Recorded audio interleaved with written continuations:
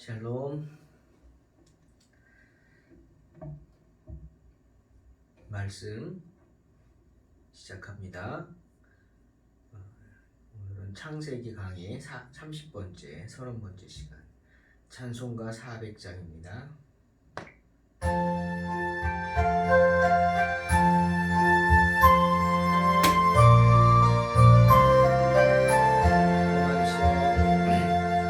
험한 시험 물속에서 나를 건져주시고 노한 풍랑 지나도록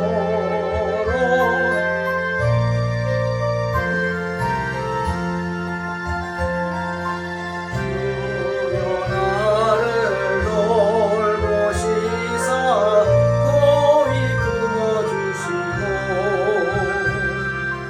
험한 풍파 지나도록 나를 숨겨주소서. 권세 능력 무하나서 모든 시험 이기고 풍랑까지 다스리는 주님 앞에 비오니 주여 나를 돌보시사 고이 품어주시고 험한 풍파 지나도록 나를 숨겨주소서. 죄악길에 빠진 이몸 캄캄한 내 헤매고 부르짖는 나의 애원 들으소서 해주며 주여 나를 돌보시사 고이 품어주시고 험한 풍파 지나도록 나를 숨겨주소서.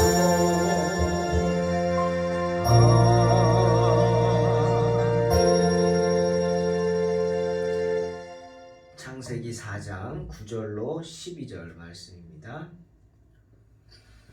여호와께서 가인에게 이르시되 내 아우 아벨이 어디 있느냐? 그가 이르되 내가 알지 못하나이다. 내가 내 아우를 지키는 자니이까. 이르시되 내가 무엇을 하였느냐? 내 아우의 핏소리가 땅에서부터 내게 호소하느니라. 땅이 그 입을 벌려 내 손에서부터 내 아우의 피를 받았은즉 내가 땅에서 저주를 받으리니 내가 밭을 갈아도 땅이 다시는 그 효력을 내게 주지 아니할 것이요 너는 땅에서 피하며 유리하는 자가 되리라. 아멘. 오늘 본문은 첫 범죄자 가인에 대한 공개 재판이 열리는 그런 장면입니다. 하나님께서 가인의 죄를 심판하고 정죄하는 그런 장면입니다. 먼저 재판장이신 하나님께서 죄인 가인을 심문하십니다. 내 아우 아벨이 어디 있느냐? 여러분, 이것은 하나님께서 모르셔서 물으시는 게 아닙니다. 이것은 하나님께서 가인에게 기회를 주시는 거예요. 여러분, 죄인도요, 죄가 확정되기 전까지는 죄인이 아닙니다. 때문에 자기 자신을 변호할 권리가 있습니다.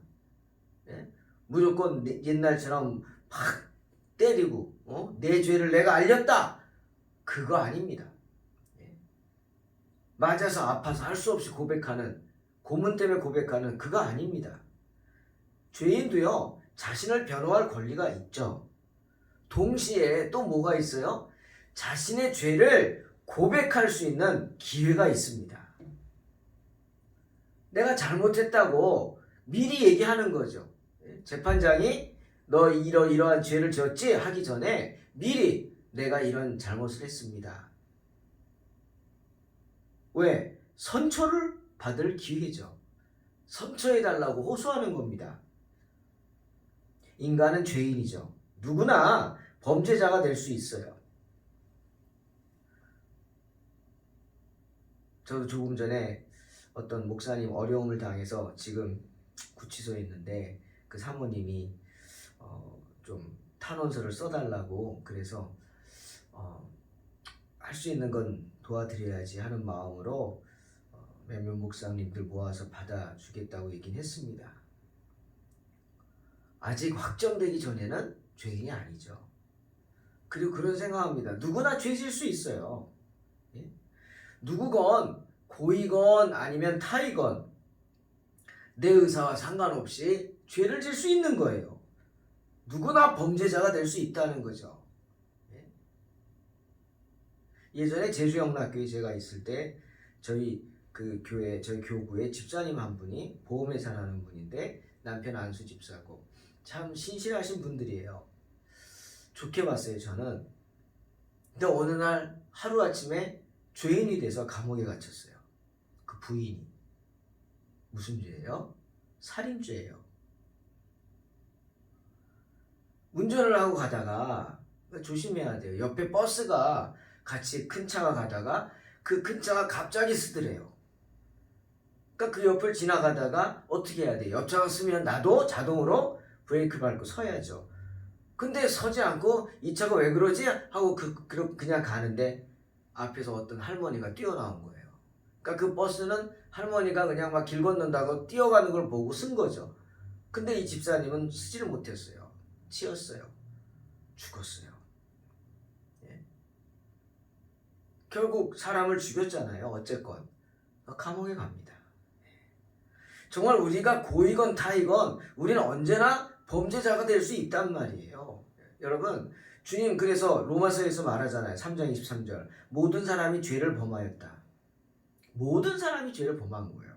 저나 여러분이나 죄인이에요. 아직 죄가 드러나지 않았고요. 아직 심판받지 않았지만 하나님 앞에서는 다 죄인이라고요. 때문에 죄인이라 할지라도 인권이 있습니다. 죄가 확정되기 전에는 죄인처럼 대접받아서는 안 되죠. 때문에 주님이 내 아우 아벨이 어디 있느냐 하고 가인에게 묻는 것은요. 기회를 주시는 거예요. 하나님께서 당신의 자비를 가인에게 나타내시는 거예요. 가인이 잘했다 아니에요. 동생 주인 게 뭐 잘하겠어요. 하지만 가인도 하나님이 자비를 베푸셔서 기회를 주셨어요. 그 다음이 중요한 거예요, 여러분. 그 다음 어떻게 되느냐? 가인 어떻게 했어요? 하나님이 베푸신 그 자비를 걷어찹니다. 내 아우 아벨이 어디 있느냐? 그럼 어떻게 해야 돼요? 그 자리에 무릎 꿇고 울며 불며 기도해야죠. 도와달라고, 살려달라고, 잘못했다고. 그래야 되는 거 아니에요? 하나님이 다 알고 물으시는 거니까. 근데 가인은 뭐라 그랬어요? 살인죄에 더불어 항변하는 죄까지 더합니다. 네? 내가 내 아우를 지키는 자니까 소리 지르며 하나님 앞에 대듭니다. 그런 가인의 모습. 여러분, 주님이요. 요한복음 8장 44절에 보니까 주님을 부인하고 욕하는 유대인들 향해 이렇게 말씀하셨어요. 너희는 너희 아비 마귀에게서 났으니 너희 아비 욕심대로 너희도 행하고자 하느니라. 그는 처음부터 살인한 자요 진리가 그 속에 없으므로 진리에 서지 못하고 거짓을 말할 때마다 제 것으로 말하나니 이는 그가 거짓말쟁이요 거짓의 아비가 되었습니다. 선포하셨어요. 마귀는요 처음부터 살인자예요. 마귀는요 처음부터 거짓말쟁이에요. 그런 마귀의 모습이 지금 누구한테 나타났어요? 가인에게 나타난 거예요. 가인 안에 마귀가 들어간 거예요. 가룟 유다 안으로 사탄이 쑥 들어가듯이 가인에게 마귀가 들어갔어요. 그래서 살인하게 하고 지금은 또 하나님 앞에서 거짓말하게 하는 거예요. 여러분, 하나님을 속일 수 있나요? 그런데 의외로 많은 사람들이 하나님을 속일 수 있다고 생각합니다. 모든 것을 감찰하시는 하나님을 알지 못하기 때문에, 아니 믿지 못하기 때문에 그래요. 우리 하나님은 고백하기만 하면, 무슨 죄를 졌어도 고백하기만 하면 용서해 주십니다. 가인이 동생 아벨을 때려 죽였어요. 홧김에 그랬습니다. 정말 제가 절제 못했습니다. 제가 잘못했습니다. 하나님 용서해 주세요. 이 죄인입니다. 라고 엎드렸으면 하나님 어떻게 하셨을까요? 내 죄를 사하노라. 용서해 주셨을 거예요. 그런데 그런 하나님의 용서를 믿지 못하고 더욱 마음이 강팍해져서 완고해져가지고 하나님을 속이려고만 합니다. 가인의 모습이 바로 그런 모습이었어요. 어리석은 가인은 하나님께 내가 내 아우를 지키는 자입니까? 하면서 무례하게 행합니다. 정말 무례한 건 안 됩니다. 무례하죠. 자신의 죄를 고백하기보단 도리어 재판장이신 하나님을 어리석은 자로, 불의한 자로 몰아가는 거예요. 하나님이잖아요. 당신이 지켜야죠. 왜 나에게 그런 걸 묻습니까? 내가 하나님이에요? 라고 하면서 조롱하는 듯합니다. 당신이 능력이 없어서 아벨도 못 지켰잖아. 내가 죽이는데 아무것도 못했잖아. 조롱하는 것 같습니다. 네? 사탄은요, 이렇게 거짓말을 하게 합니다. 그래서 하나님을 조롱케 합니다. 우리로. 여러분, 말세의 가장 첫 번째 징조, 바울이 뭐라 그랬죠? 극단적인 이기주의라 그랬어요. 사람들이 점점 이기적이 되어가는 것, 자기밖에 모르는 것, 자기와 자기 가족밖에 모르는 것, 이웃이야 어찌되든 상관하지 않는 그런 죄. 가인이 지금 그런 죄예요. 가인의 말투가 그거잖아요. 예? 내가 내 아우 어디 있는지 내가 어떻게 합니까? 아우인데 왜 몰라요? 아우인데 남도 아니고. 그런데 모른다는 거예요. 나랑 상관없다는 거예요. 여러분, 하지만요, 주님은 뭐라 그러셨어요? 책임을 말씀하십니다. 이웃에 대한 책임. 빌립보서 2장 4절에 각각 자기 일을 돌볼 뿐더러 또한 각각 다른 사람들의 일을 돌보아 나의 기쁨을 충만하게 하라 말씀하셨어요. 이게 무슨 뜻이에요? 이웃에 대해 관심을 갖고 지켜보라는 거예요. 도와주라는 거예요. 레위기 19장 17절에는 이렇게 말씀하세요. 하나님이 너는 내 형제를 마음으로 미워하지 말며 내 이웃을 반드시 견책하라.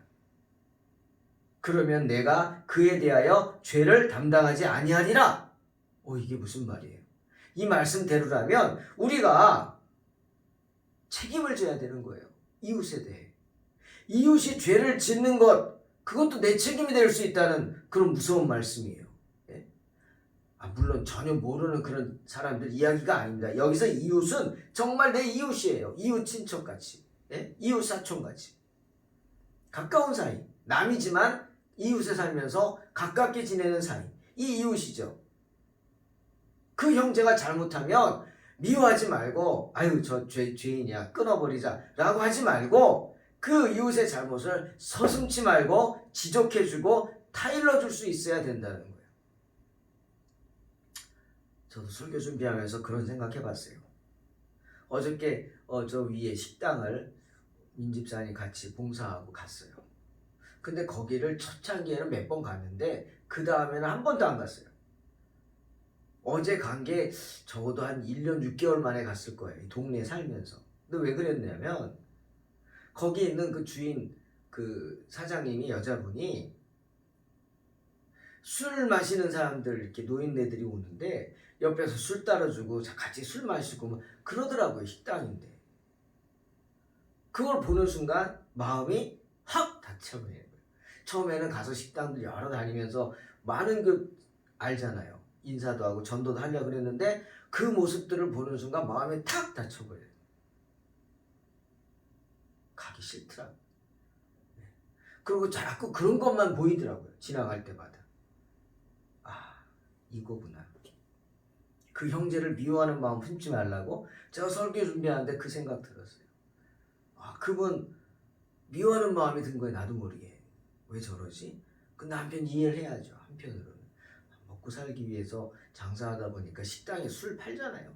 그러다 보니까 남자들만 이렇게 오면 또 이렇게 또 남자들이 그렇잖아요. 막 요구하고 술 마시는 분들. 그것도 맞춰줘야죠. 단골 끊어질까봐. 그런가 보다. 좀 이해를 해줄 걸 하는 마음이 들었어요.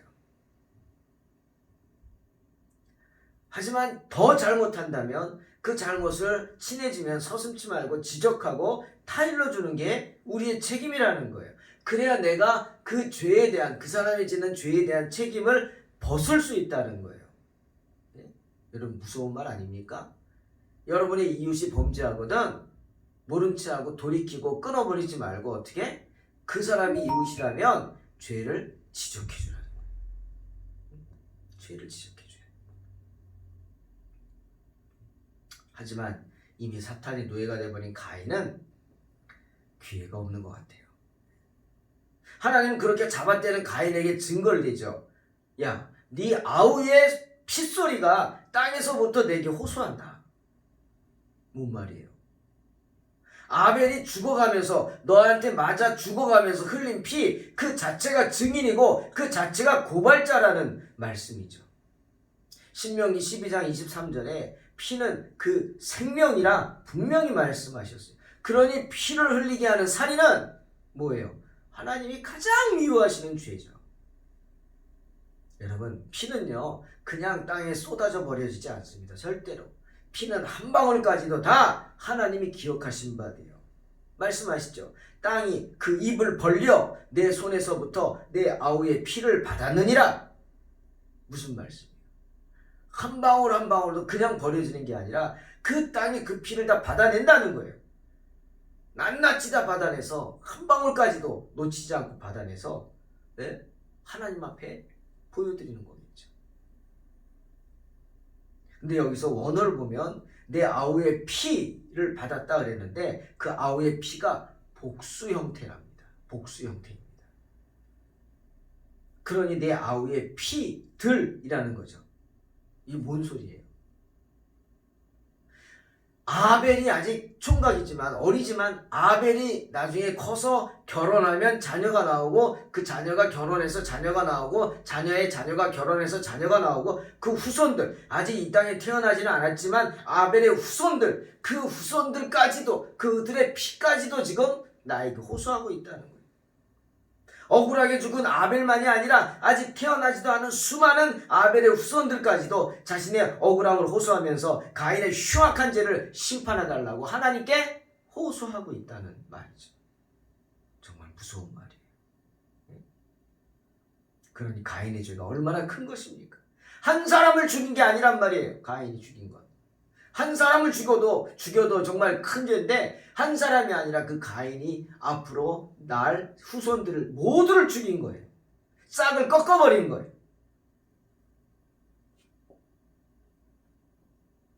그런 가인의 죄가 오늘 우리에게도 흐르고 있다는 거예요. 여러분 거짓말하면서 자신의 욕심을 채우기 위해 누군가를 죽이려고 하는 짓밟으려고 하는 그런 악한 마음이 여전히 우리에게 흐르고 있다는 거죠. 무섭지 않으세요? 내 안에 그게 있다는 것이. 물론 뭐 그러더라고요. 우리 사모도 내가 얼핏 얘기하니까 우리는 가인의 후예가 아니라 셋의 후예래요. 맞죠? 우리는 가인의 후예가 아니죠. 우리는 아담의 셋째 아들 셋의 후예입니다. 약속의 자녀죠. 하지만 이 세상에서 우리는 누구랑 같이 살고 있어요? 가인의 후예들과 함께 살고 있어요. 그러니 어떻게 해요?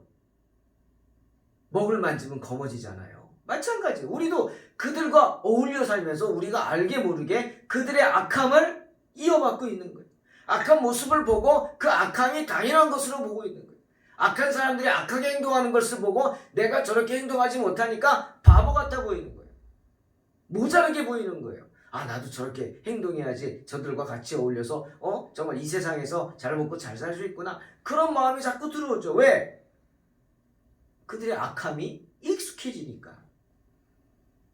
그러니 어느덧 내 안에도 뭐가 흘러요? 그들의 악한 마음이 우리를 힘들게 할 뿐만 아니라 우리가 또한 그렇게 힘들게 남을 하고 있다는 거죠. 그런 더러운 것들이 자꾸 내 안에 들어오고 내가 물들어서 내 안에 성령께서 계속해서 싸우는 거예요. 내 안에 성령이 말할 수 없는 탄식으로 나를 위해서 간구하고 탄식하고 기도하고 눈물로 내 안에서 끊임없이 내적 전쟁을, 영적 전쟁을 치르고 있다는 거죠. 그러니 어떻게? 우리가 구원받기 위해서는 내 안에 흐르는 그 더러운 가인의 악함을 씻어내야 합니다. 히브리서 12장 24절에 이 아벨의 피에 대한 이야기가 나오더라고요. 새 언약의 중보자이신 예수와 및 아벨의 피보다 더 나은 것을 말하는 뿌린 피니라, 이런 말씀이 있어요. 이게 무슨 소리예요? 히브리 기자는 십자가에서 뿌려진 예수 그리스도의 피와 아벨의 피를 비교하시는 거예요. 비교해서 말하고 있는 거예요. 아벨의 피도 땅에 쏟아졌죠? 예수님의 피도 똑같이 땅에 쏟아졌어요. 하지만 이 두 피는 다른 겁니다. 다르죠? 왜? 아벨의 피는 가인의 죄를 지적하며 호소하고 있어요.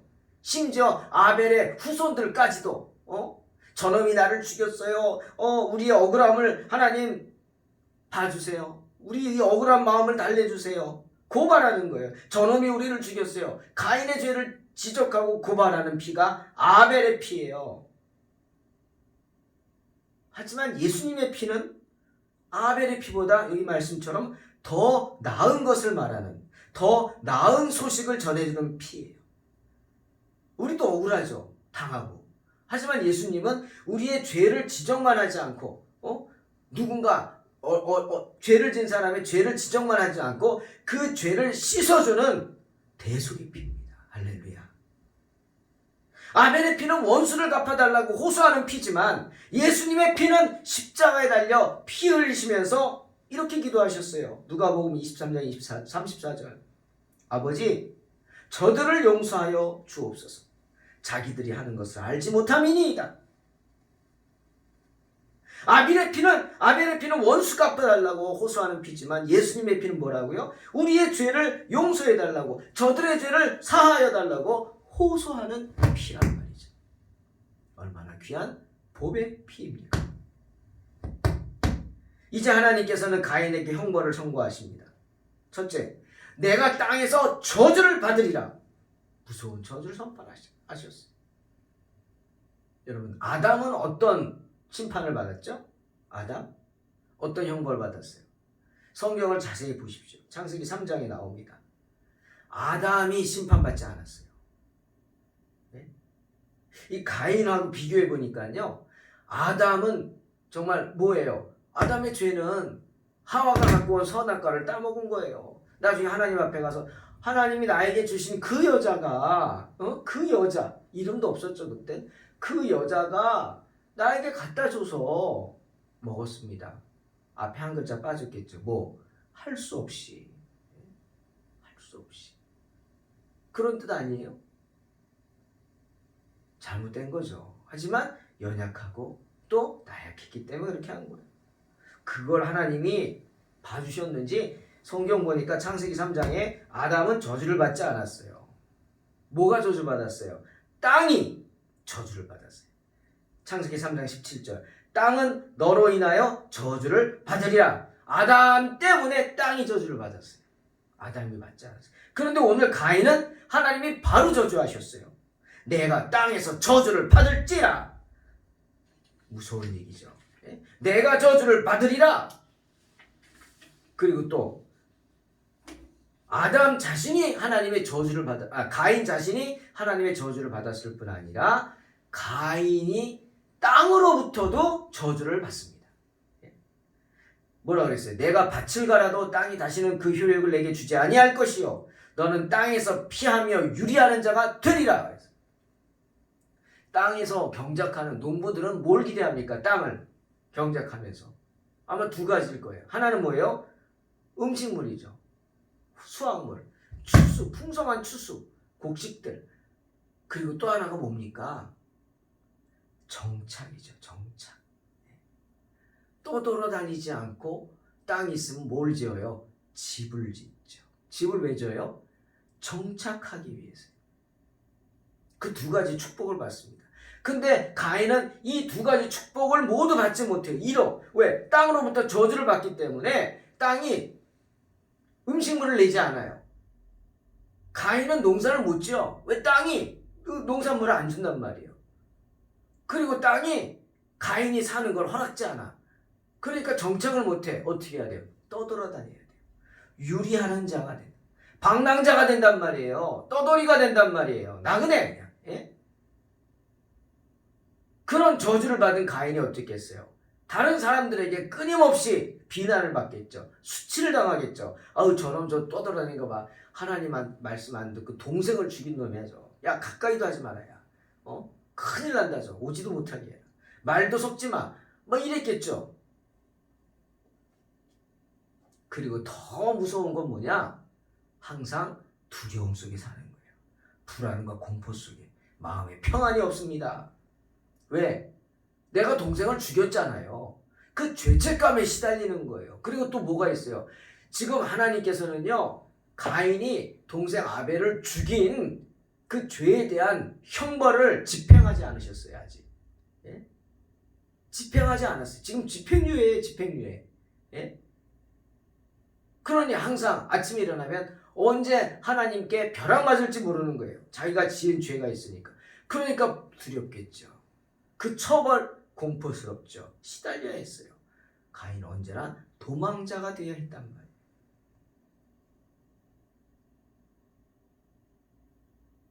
하나님은 가인의 죄의 집행을 유예하셨어요. 즉시로 형벌을 내리지 않았어요. 죽어라! 죽게 하지 않으셨어요. 왜일까요? 기회를 주신 거예요. 역시 또 한 번 더 우리 하나님 그런 분이에요. 또 회개의 기회를 주신 거예요. 하나님의 자비하심이 여전히 가인에게 있었던 겁니다. 베드로후서 3장 9절 말씀 꼭 기억하세요. 베드로후서 3장 9절. 주의 약속은 어떤 이들이 더디다고 생각하는 것 같이 더딘 것이 아니다. 오직 주께서는 너희를 대하여 오래 참으사 아무도 멸망하지 아니하고 다 회개하기에 이르기를 원하시느니라. 할렐루야. 사랑하는 성도 여러분, 하나님은 언제나 우리에 대해 오래 참으십니다. 왜? 아무도 멸망하기를 원치 않으시기 때문이죠. 그 어떤 죄인이라 할지라도 회개하고 돌아오기만을 기다리십니다. 가인과 같은 죄인도 마찬가지입니다. 샬롬의 축복, 이게 얼마나 중요한지 아시겠죠? 샬롬 뭐예요? 평안이에요. 평안. 여러분 두려워하지 마십시오. 하나님은 한 사람도 멸망하기를 원치 않으시는 분이에요. 회개하기를 원하세요. 단 나에게 달렸어요. 회개해야 돼요. 회개하라! 천국이 가까웠느니라. 언제나 하나님의 자비하신 가운데 샬롬! 평안의 축복을 누리시기를 주의 이름으로 축원합니다. 샬롬! 하나님 감사합니다. 샬롬의 평강이 우리에게 임하게 하여 주시옵소서. 예수님의 이름으로 기도하옵나이다. 아멘. 이름으로 승리하시옵소서.